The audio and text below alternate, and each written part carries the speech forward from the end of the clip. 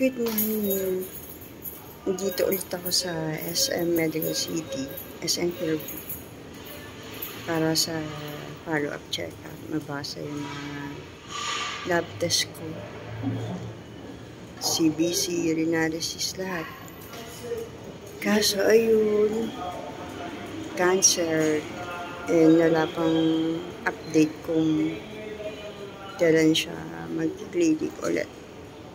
Tagal.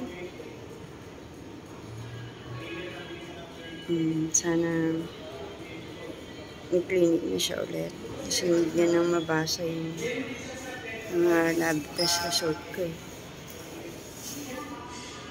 As usual, katulad ng dati, sarado pa yung mall.